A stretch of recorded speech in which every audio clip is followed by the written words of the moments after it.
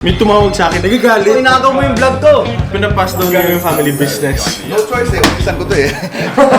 Pwede ka mag-vlog bro, race card ka. Panalo. Kung masyadong talunin si Cholo.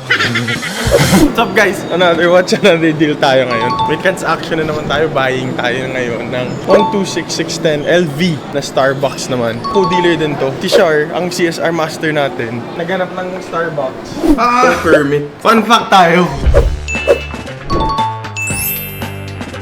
May tumawag sa akin na client, bumili ng permit few months ago. Nagpa-appraise sa States. Nagagalit kasi ang baba ng appraisal. Kasi ang reference number daw, this is supposed to be 16610 LV, yung green bezel. Tapos, sabi nung appraiser sa States, yung nag-appraise, is 16610T daw yung reference, so dapat black daw. So sinabi ko, hindi porket T, it means na ano siya, black bezel siya lumabas. Yung T, ito, this is a 2008 kasi.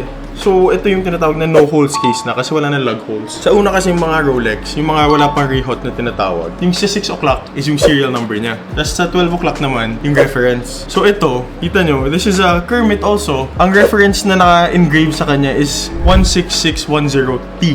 Yung T means parang true-born ba or something. It's French eh. Which means blind hole. Referring to the no-holes case. So, yung later models ng sa Byrne in general, 2007 to 2010 na 16610, yung reference numbers niya are 16610T na yung blind hole na sinasabi na no holes case na siya. So hindi porket T at saka hindi LV yung naka-engrave dito doesn't mean na hindi siya Kermit or hindi siya black dial talaga from factory. Kasi si Rolex, this case is generic between the Kermit and the black dial. Ina-assign lang yan pag ano, sige, lagyan natin, kulang tayo ng Kermit, lagyan natin ng green bezel, lagyan natin ng black bezel to kasi wala na, sub na normal lang. This cannot tell you kung Kermit ba siya or black siya na bezel from factory. Something to watch out for lang din. So alam nyo, next time, pagka bumili kayo ng later model na sub na no lug holes, kung hindi siya T, medyo ano na, magtanong-tanong ka na, medyo questionable siya. Si Mr. Biceps actually tumulong sa akin, great help. Shout out PWR. So yun lang, paalam.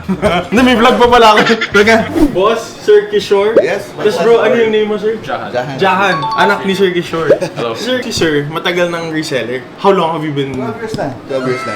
all Rolex Very talaga? private. Oh, actually, all brands. And only brand new lang. Sabi nga niya, we were talking, what else do you need? Kasi naghanap ako ng Starbucks, si Sir ang meron. Tapos, pinapass daw niya yung torch. Gagawin family business. No choice eh, umisan ko to eh.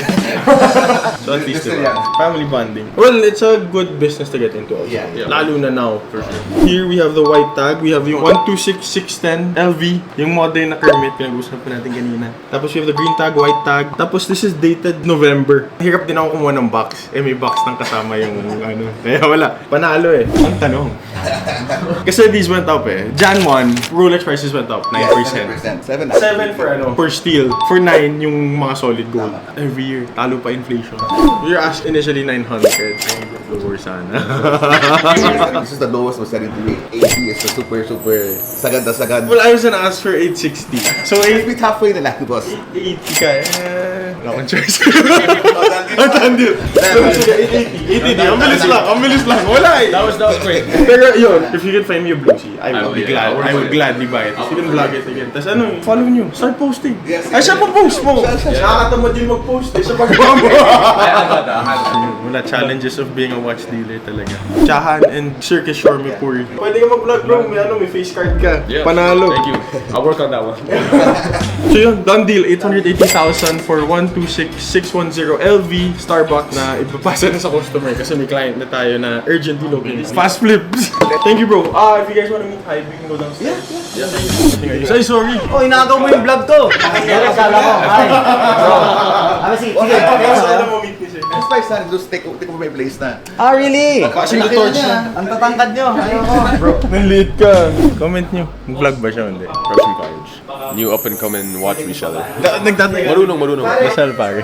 Kuha nyo din yan bro. Little bit. I have the accent Huwag pa. masyadong talunin si Cholo.